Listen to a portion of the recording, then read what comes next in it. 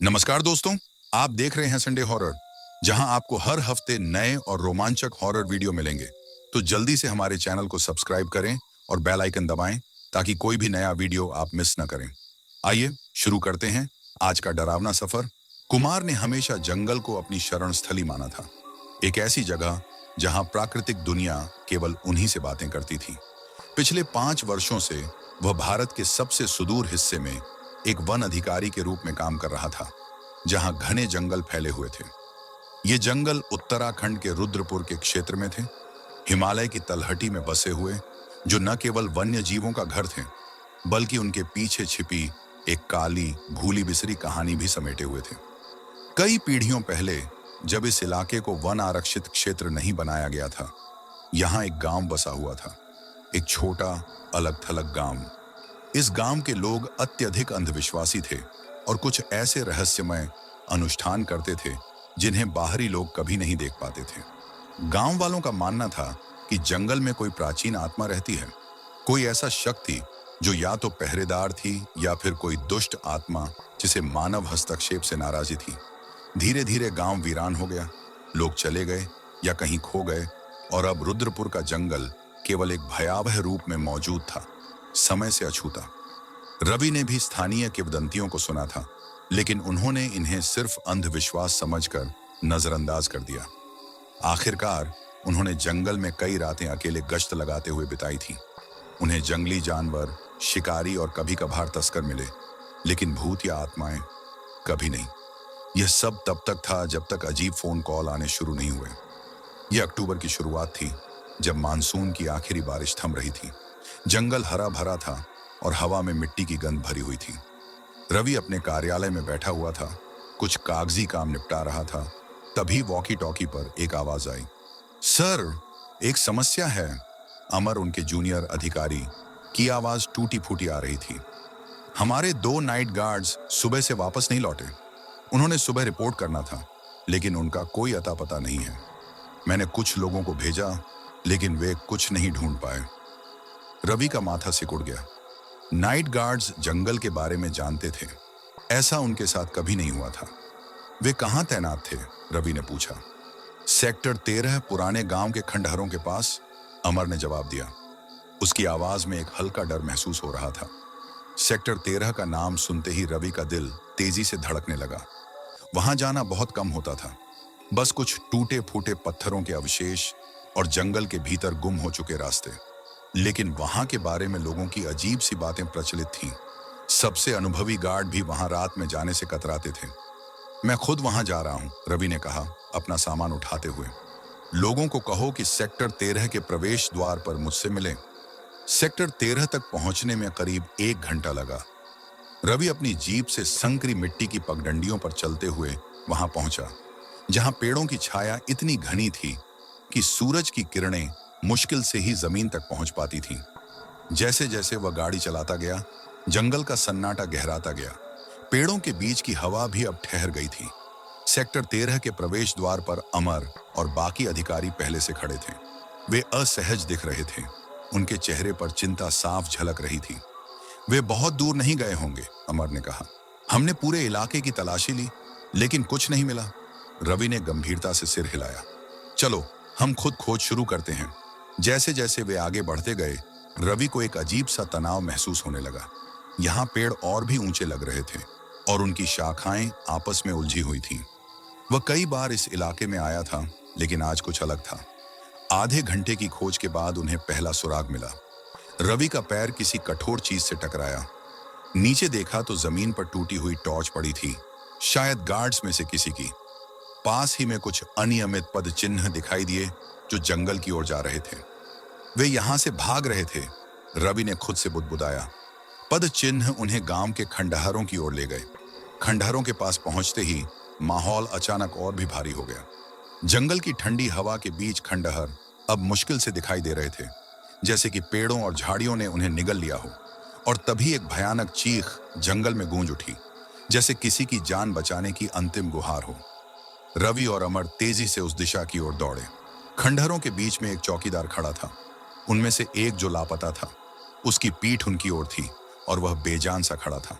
तुम ठीक हो? अमर ने आवाज लगाई, लेकिन चौकीदार ने कोई जवाब नहीं दिया।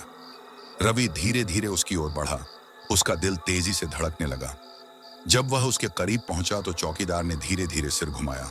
उसकी आंखें चौड़ी थीं, जैसे उसने कुछ ऐसा देखा हो जो उसका दिमाग सहन नहीं कर सका। उसकी त्वचा पीली थी और उसका चेहरा डर से सख्त हो गया था।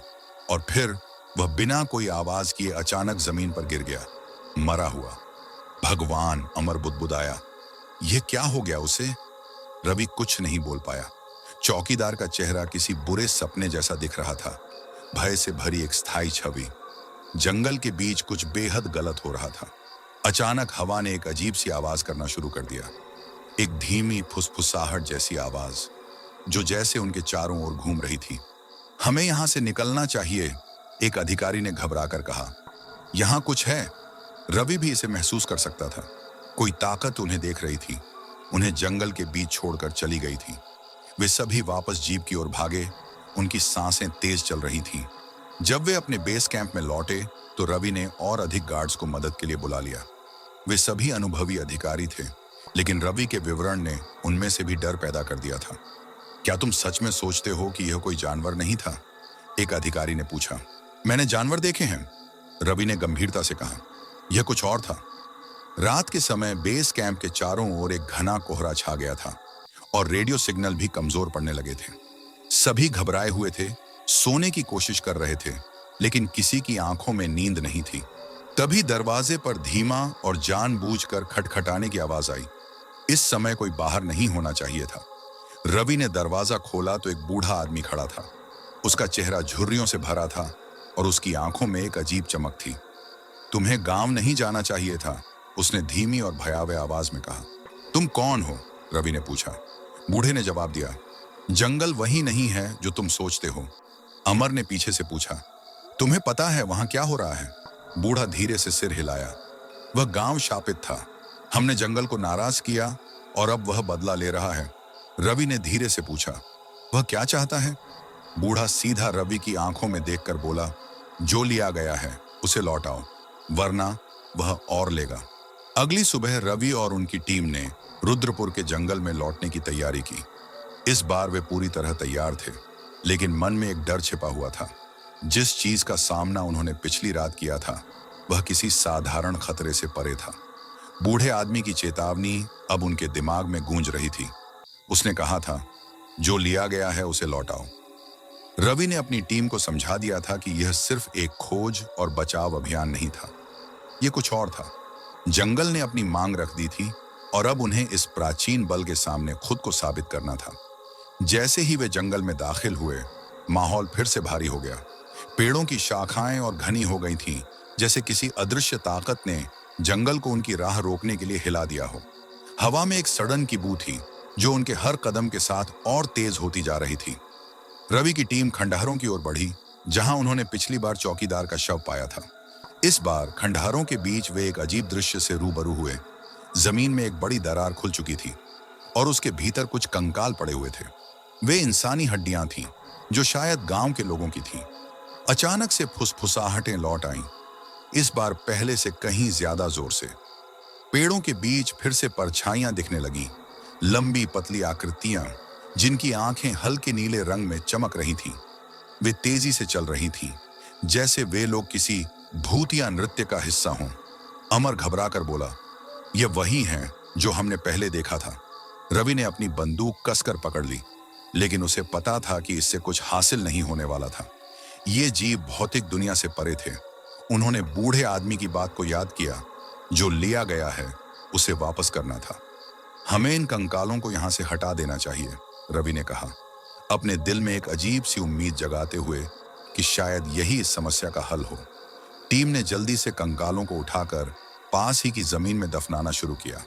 जैसे जैसे उन्होंने हड्डियों को मिट्टी के नीचे दफनाया, फुसफुसाहटें धीमी होने लगीं और जंगल में मौजूद परछाइयां ठहरने लगीं।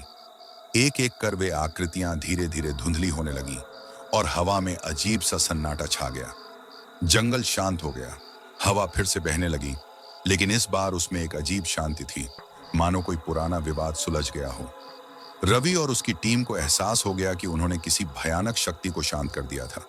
गांव के लोग जिन अनुष्ठानों की रक्षा कर रहे थे, वे इस जंगल की आत्माओं के साथ एक समझौते का हिस्सा थे। जब वह समझौता टूट गया, तो जंगल ने बदला लेना शुरू किया। रवि और उसकी टीम, जो अब बेहद थक चुकी थी, बेस कैंप की ओर लौटने लगी। उनका सामना किसी ऐसे डर से हुआ था जो समझ से परे था, लेकिन वे जानते थे कि अब जंगल उन्हें छोड़ देगा।